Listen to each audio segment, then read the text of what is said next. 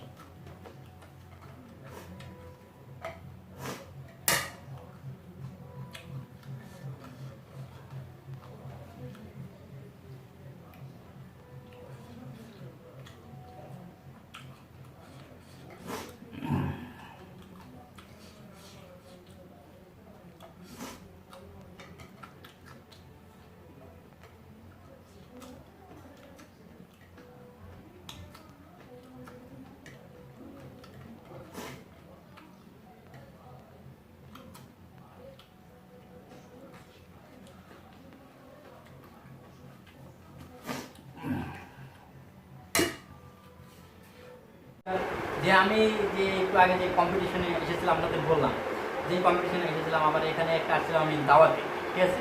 এই দাওয়াতটা খেয়েছি বা বিভিন্ন ধরনের জিনিস খাওয়ার পরে যে আমার পেটটা ভর্তি ছিল, তো হঠাৎ করে যে এরকম একটা কম্পিটিশনে আমাকে অ্যাটেন্ড করতে হবে আমি ভাবিনি, যে ভাইও আসছে ঢাকা থেকে, তো হঠাৎ করে তাছাড়া আমার পেটটা ভর্তি, আমি ভাবছিলাম যে খেয়ে ফেলবো, তো ওইটা আমি দেখলাম যে না আমি খাইতে পারতেছি না।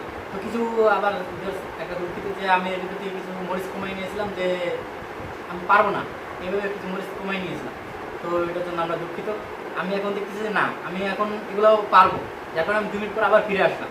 তো দেখুন রে, তো ওটার জন্য আমরা দুঃখিত। আবার আমি বললাম এটা নিয়ে ফিরে এসেছি, তো আমি আবার করছি, এটাই দেখুন। তো চলুন গেল।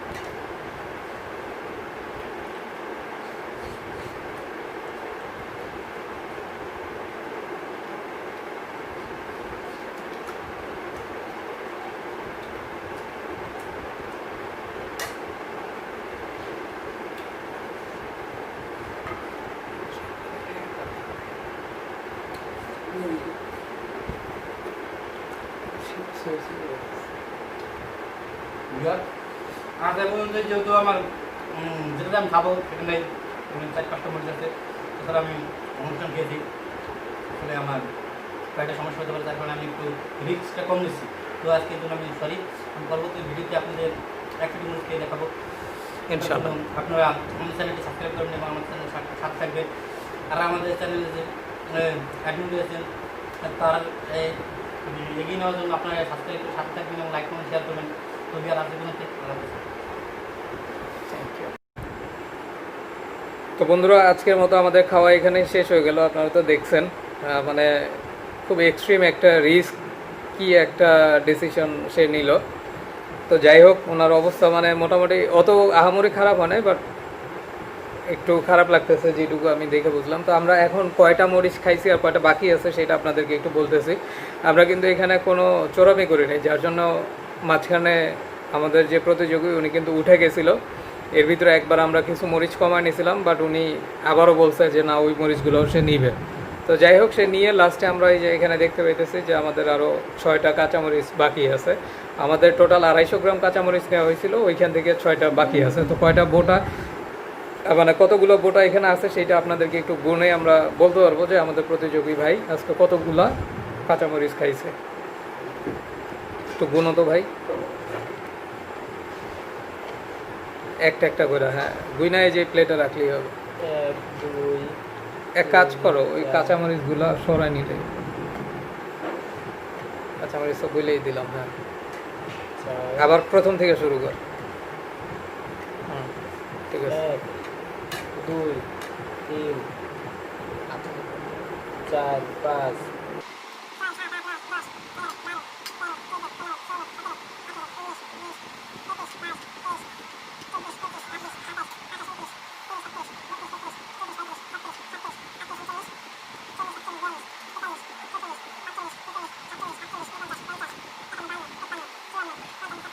59 60 61 62 63 64 65